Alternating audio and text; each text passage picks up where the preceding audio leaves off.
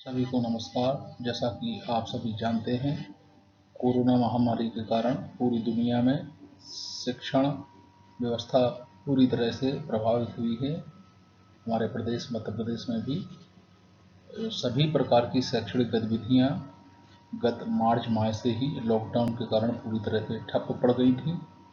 किंतु जैसे जैसे कोरोना का प्रभाव थोड़ा सा कम हुआ है, ऐसे में मध्य प्रदेश सरकार द्वारा फिर से विद्यालयों को खोले जाने का निर्णय लिया गया है। इसी क्रम में कक्षा 10वीं और 12वीं के लिए नियमित कक्षाओं के संचालन के निर्देश भी राज्य सरकार द्वारा जारी किए गए हैं।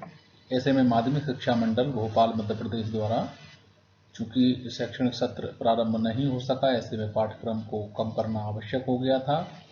तो आज के इस वीडियो में मैं सत्र 2020-21 के लिए कक्षा 10 के विज्ञान विषय के पाठ्यक्रम में जो कटौती की गई है उससे मैं आपको अवगत कराऊंगा। चूंकि विज्ञान विषय में जो कटौती है वो थोड़ी सी अलग तरह से है। जैसा सीबीएसई ने कोर्स को कम किया है, कट किया है, माध्यमिक शिक्षा मंडल द्वारा हूबहू उसी को अपना लिया गया है। लिहाजा आपको ये वीडियो शुरू से लेकर अंत तक बहुत अच्छे से गंभीरता से देखने की आवश्यकता है। हमने बहुत मेहनत से ये वीडियो आपके लिए हिंदी में तैयार किया है। तो चलिए शुरू करते हैं, देखते हैं कक्षा 10वीं के जो विज्ञान विषय के पाठ्यक्रम को कैसे कम किया गया और किस तरह से कम किया गया। सभी विद्यार्थियों और शिक्षकों को मैं बताना चाहूँगा कि विज्ञान विषय के अतिरिक्त अन्य जिस भी विषय के पाठ्यक्रम में कटौती की गई है वो लगभग पूरा चैप्टर हटाया गया है, पूरी तरह से चैप्टर को स्किप किया गया है। किंतु विज्ञान और गणित विषय में ऐसा नहीं हुआ है।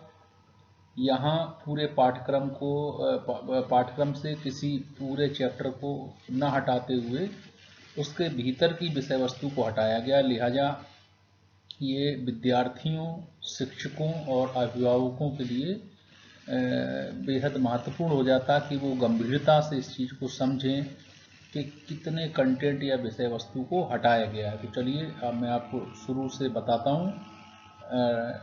कक्षा 10वीं के विज्ञान विषय में कुल जो आपकी पुस्तक यहाँ संचालित है उसमें कुल 16 चैप्टर हैं, 16 अध्याय हैं। जिसमें पहला अध्याय है रासायनिक अभिक्रियाएं एवं समीकरण। इस पूरे के पूरे चैप्टर को यथावत रखा गया है। यहाँ आपके लिए जैसे कि अन्य वीडियो में भी मैं आपको बताता हूँ, जो पाठ्यक्रम में सम्मिलित है उसको हमने नीले रंग से या काले रंग से लिखा है, और जो पाठ्यक्रम में सम्मिलित नहीं है, जो विषय वस्तु या चैप्टर, उसको हमने लाल रंग से संकेत के रूप में इंडिकेट किया है। तो कृपया इसको नोट करेंगे बहुत अच्छे से। पहला चैप्टर रासायनिक अपक्रियाएं एवं समीकरण पूरी तरह से यथावत पाठ्यक्रम में है, पहले से भी आपकी पुस्तक में है और अभी भी पाठ्यक्रम में है। इसी प्रकार से चैप्टर 2 अम्ल क्षारक एवं लवण, ये भी पूरी तरह से यथावत रखा गया है। किंतु हम बात करते हैं चैप्टर 3 धातु अधातु। तो आप देख रहे हैं इतना तो ये नीले रंग से लिखा है, इसका मतलब ये है कि इस चैप्टर में ये जो लाल रंग से हमने लिखा, इस विषय वस्तु को छोड़कर अन्य जो भी है वो आपके पाठ्यक्रम में सम्मिलित है।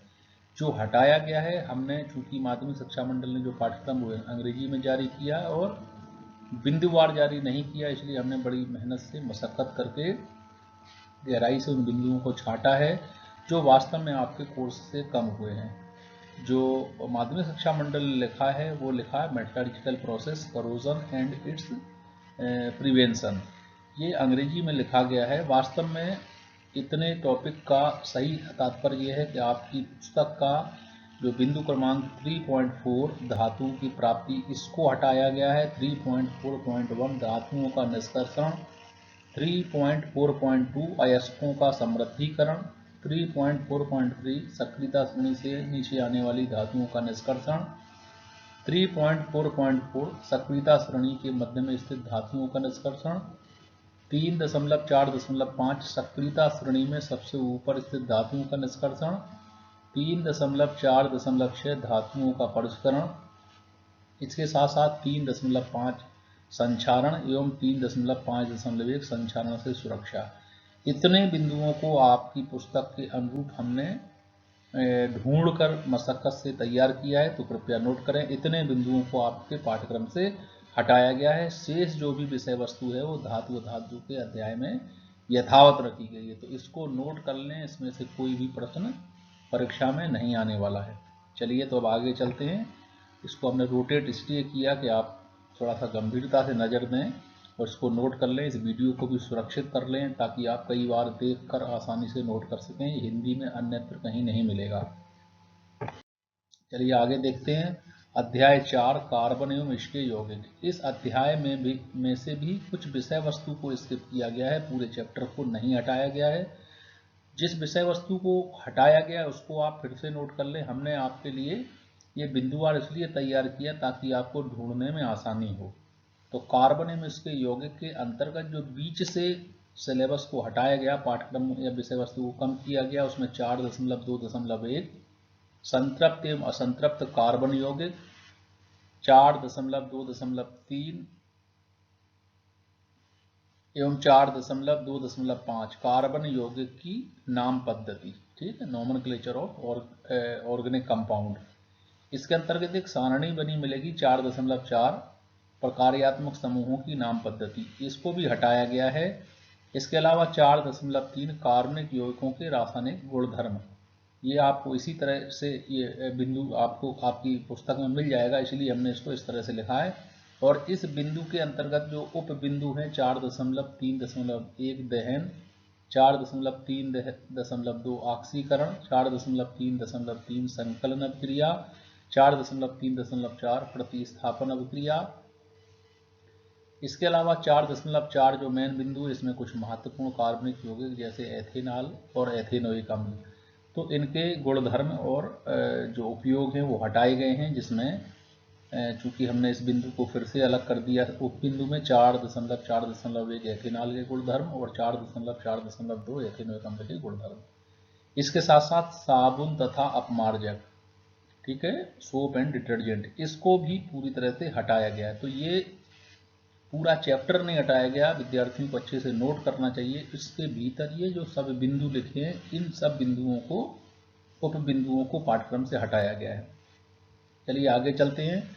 चैप्टर 5 तत्वों का वर्गीकरण, ये पूरा का पूरा चैप्टर यथावत रखा गया है, इसमें से कोई भी विषय वस्तु को नहीं हटाया गया है। चलिए आगे देखते हैं। अध्याय 6 जैव प्रक्रम, ये प्रक्रम बायो प्रोसेस, ये भी पूरी तरह से पाठ्यक्रम में रखा गया है, इसमें से कुछ भी नहीं हटाया गया है। अध्याय 7 नियंत्रण एवं समन्वय, इसमें आप देख पा रहे हैं कि हमने लाल रंग से लिखा, इसका तात्पर्य ये बिंदु हटाए गए। तो नियंत्रण एवं समन्वय का चैप्टर आपके पाठ्यक्रम में है, उसकी कुछ विषय वस्तु हटाई गई, हमने बिंदुवार उसको बदला है। 7.1 जंतु तंत्रिका तंत्र, ये एनिमल नर्वस सिस्टम, इसको हटाया गया है। रिफ्लेक्स एक्शन, प्रतिवर्ती क्रिया को हटाया गया है। इसके अलावा 7.2.2 पादप वृद्धि के कारण, और ये जो टॉपिक्स पढ़ेंगे आप सब 7.2.2, इसी में आपको पादप हार्मोन्स भी लिखे मिलेंगे। तो प्लांट हार्मोन्स को भी पूरी तरह से हटा दिया गया है। इसके अलावा आगे लिखा हुआ है जंतुओं में हार्मोन्स, तो ये जंतुओं में 7.3 जंतुओं में हार्मोन्स को हटाया गया है। किंतु यहाँ एक नोट करने वाली बात है कि जंतु हार्मोन को हटाया गया, लेकिन मानव हार्मोन इसके अंतर्गत जो आते हैं, ये महत्वपूर्ण बिंदु है। इसके अंतर्गत जो मानव हार्मोन है 7.3 जंतु हार्मोन पूरा टॉपिक है, लेकिन इस टॉपिक को आगे डिटेल में पढ़ेंगे तो इसमें मानव हार्मोन्स हैं, इसको पाठ्यक्रम से नहीं हटाया गया, इसको पढ़ना है। तो ये नोट करने वाली बात है। जंतु हार्मोन में जैसे जो कीड़े हैं, इंसेक्ट है, गिलहरी हैं, ये कुछ जंतु हैं, जंतुओं के बारे में कुछ दिया गया है। उनके जो हार्मोन्स होते हैं वो हार्मोन्स के बारे में आपसे कोई सवाल नहीं पूछा जाएगा, लेकिन मानव हार्मोन्स को नहीं हटाया गया है। ये चूंकि इसी टॉपिक में मिला हुआ है, इसलिए इसको नोट कर लें विद्यार्थी कि आपको मानव हार्मोन्स पढ़ना है, लेकिन जंतुओं में हार्मोन्स है इसको नहीं पढ़ना। तो ये जो सब टॉपिक जो हमने लाल रंग से लिखे, ये इसमें से हटाए गए हैं, शेष पूरा चैप्टर यथावत है। हम बात करते हैं अध्याय 8 की, जीव जनन कैसे करते हैं। इस चैप्टर को यथावत रखा गया है, जीव पते हुए ये चैप्टर।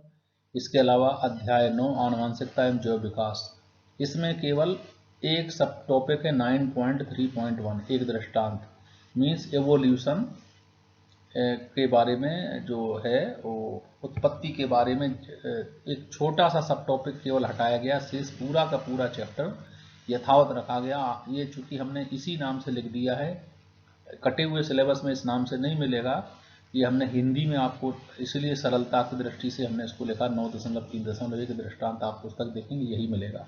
से सब कुछ यथावत है। चैप्टर 10 यथावत रखा गया है, प्रकाश परावर्तन तथा अपवर्तन, इसमें से कुछ भी कम नहीं किया गया है और ये चैप्टर भी रखा गया है। किंतु अध्याय 11 में फिर से भीतर कुछ परिवर्तन है। चैप्टर 11 मानव नेत्र एवं रंग बिरंगा संसार, इसके अंतर्गत एक बिंदु है 11.2 दृष्टि दोष तथा उनका संशोधन। ये पूरा का पूरा आपको स्किप कर देना, हटा देना है, इसको पढ़ना नहीं है, जिसके अंतर्गत दूर दृष्टि दोष, निकट दृष्टि दोष, जरा दोष, ये आपको नहीं पढ़ना, ये पूरा का पूरा हटा दिया गया है, स्किप कर दिया गया है। ये हम फिर से हमने आपको संकेत करने के लिए ये बनाए हैं। चैप्टर 12 विद्युत पूरी तरह से रखा गया है, किंतु चैप्टर 13 विद्युत धारा एवं चुंबकीय प्रभाव, इसके अंतर्गत बीच से कुछ बिंदु स्किप किए गए हैं, हटाए गए हैं, जिसमें 13.6 विद्युत जनित माने इलेक्ट्रिक मोटर और इसके अंतर्गत एसी और डीसी करंट ये हटाए गए हैं। तो विद्युत जनित एवं इसके अंतर्गत प्रत्यावर्ती दिश धारा इसको हटाया गया और 13.7 घरेलू विद्युत परिपथ ये भी पूरी तरह से हटाया गया है।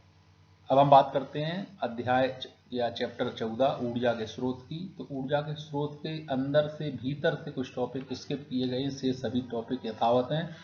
विद्यार्थी बारीकी से गहराई से इसको समझें और नोट करें, शिक्षक भी नोट कराएं। विज्ञान की विषय वस्तु थोड़ी सी कठिन है क्योंकि उन्होंने भीतर से हटाया, तो ये हटाए हैं। 14.2 ऊर्जा के पारंपरिक स्रोत अंतर्गत 14.2.1 जीवाश्मी ईंधन, 14.2.3 जल विद्युत, 14.2.4 अंतर्गत बायोगैस पवन ऊर्जा, 14.3.1 सौर ऊर्जा, 14.3.2 अंतर्गत ज्वारीय ऊर्जा और 14.3.4 अंतर्गत नाभिकीय ऊर्जा।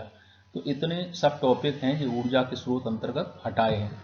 तो विद्यार्थी इनको एक बार हम फिर से संकेत करना चाहें कि इनको अच्छे से नोट कर लें। ये हमने इसलिए रोटेट किया है ताकि आपकी नज़र रहे कि ये हटाए गए हैं। चलिए आगे चलते हैं और देखते हैं। चैप्टर 15 हमारा पर्यावरण यथावत है, इसमें से कुछ भी कम नहीं किया गया, कुछ भी नहीं हटाया गया। इसी तरह से अंतिम चैप्टर आपका है अध्याय 16 प्राकृतिक संसाधनों का संपोषित प्रबंधन, ये भी यथावत रखा गया, इसमें से कुछ भी नहीं हटाया गया। हम आगे देखते हैं। ये माध्यमिक शिक्षा मंडल का वो सिलेबस है जिसको जो ऑफिशियल साइट से हमने नोट किया है। ये पूरा चूंकि अंग्रेजी में है, हमने उसको हिंदी में परिवर्तित किया है और आपको रखा है। फिर भी सुविधाजनक दृष्टि से जो इंग्लिश मीडियम के विद्यार्थी उनके लिए तो ये निश्चित तौर पर उपयोगी होगा। हमने इस सारे बिंदुओं को हिंदी में परिवर्तित करके आपके लिए बेहद सुगम बनाने का प्रयास किया है। मेटल एंड नॉन मेटल के अंतर्गत कुछ पोर्शन कम हुआ है। Carbon and its compound, carbon and उसके यौगिक, उसके अंतर्गत ये कम किया गया है। इसके अंतर्गत इसके अलावा जो चैप्टर 7 था नियंत्रण समन्वय, उसमें कुछ बिंदु कम किए, हमने पूर्व में बताए थे। आनुवंशिकता एवं जैव विकास के अंतर्गत छोटा सा है बेसिक कॉन्सेप्ट ऑफ एवोल्यूशन, ये थोड़ा सा कम किया गया है। इसके अलावा the human I and the colourful world अध्याय 11 है, इसके भीतर से थोड़ा सा पोर्शन कम हुआ है। Magnetic effect of electric current, विद्युत धारा के चुंबकीय प्रभाव अध्याय 13, इसमें से थोड़ा सा कम हुआ है। इसके अलावा अंतिम अध्याय 14 जो सोर्स ऑफ एनर्जी ऊर्जा के स्रोत, इसमें कम हुआ है। यह सब हिंदी में हमने आपको नोट करा दिया। आप इस वीडियो को एक या दो बार देखेंगे तो आपको हिंदी में सारे टॉपिक बड़े आसानी से मिल जाएंगे। आप इसको गंभीरता से नोट करें और मैं प्रयास करूँगा कि अपने इस जो भी कंटेंट माध्यमिक शिक्षा मंडल परिवर्तित करता है, कोई नया ब्लूप्रिंट बनाता है, कोई नई चीज़ बनाता है, वो हम इस YouTube चैनल के माध्यम से आपको उपलब्ध कराएं। आप इसको गंभीरता से देखें। आप सभी का बहुत बहुत आभार, धन्यवाद।